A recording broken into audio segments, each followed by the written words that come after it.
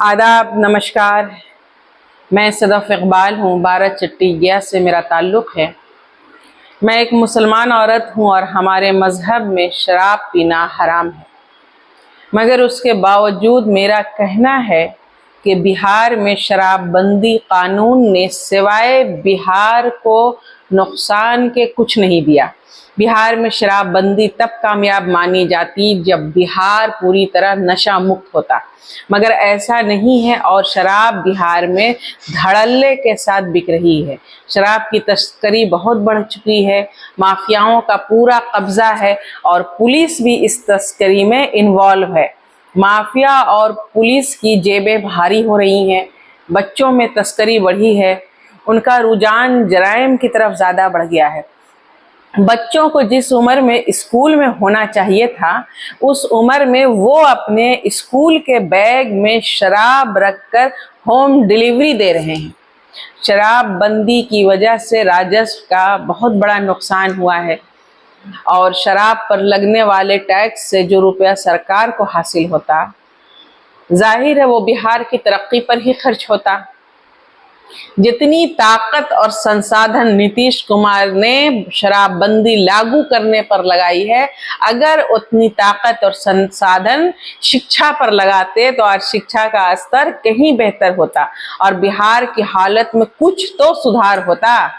नीतीश जी पिछड़े समाज और महिलाओं के उत्थान का क्रेडिट अपने सर लेते हैं और इन्हीं दो मुद्दों के सहारे अपनी राजनीति चमकाते रहते हैं, मगर उनके इस कानून की वजह से सबसे ज्यादा नुकसान महिलाओं और दलितों को हुआ है।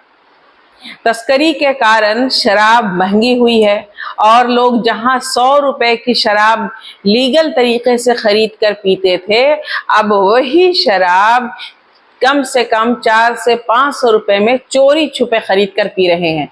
शराबियों की आदत तो छूटने वाली है नहीं, बल्कि आदत तो तब छूटेगी जब बिहार में शराब नहीं मिलेगी। शराब तो खूब अवेलेबल है, शराब तो बस एक फोन कॉल की दूरी पर है। फोन कीजिए और आपके घर पर जो है शराब पहुंच जाएगी।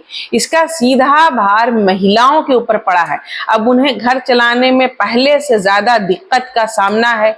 उनकी जमा पूंजी पर हमला है, क्योंकि आमदनी तो वही की वही है और मर्द आमदनी का एक बड़ा हिस्सा शराब पीने में उड़ा रहा है। अगर बीवी बचाए गए पैसे में से उन्हें शराब पीने के लिए रकम नहीं देती है तो उसकी मार कुटाई होती है। अब दूसरी बात कि दलितों के लिए ये कानून गले का फंदा कैसे है।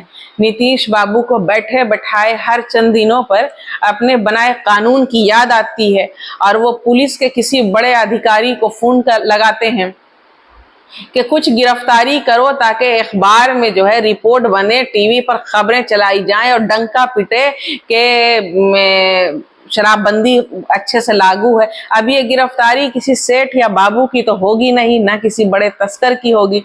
ये गिरफ्तारी होगी निचले तबके के मजदूर की। सबसे पहले जिस नशे की हालत में गिरफ्तार किया गया था और सजा सुनाई गई थी, वो जहानाबाद जिले में पूरे बिहार के सबसे कमजोर तबके मुसहर समाज से आने वाले 2 गरीब मजदूर थे। पुलिस पर जब ऊपर से दबाव पड़ता है तो उन्हें गरीबों को उठा करके ले जाती है। अब मुकदमा लड़ने और छुड़ाने में घर वालों के खेत, खटिया, बर्तन तक बिक जाते हैं।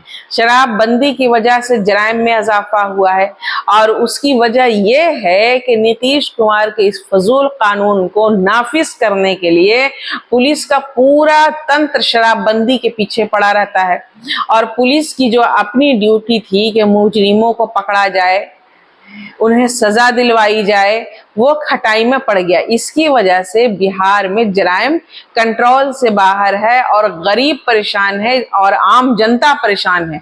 सबसे मज़हका खेज बात यह है कि इतनी कोशिश के बाद भी शराब में बिहार बंद नहीं हुआ। बस ये हुआ कि लोग पहले कानूनी तौर पर खरीद कर पीते थे, अब चोरी छुपे गैर कानूनी तौर पर शराब पीते हैं। इस कानून से बिहार का कुछ भला हुआ हो ऐसा तो कहीं भी दिखाई नहीं पड़ता। जो भी है बस आई वाश है। जय बिहार, जय जनसुराज। शुक्रिया।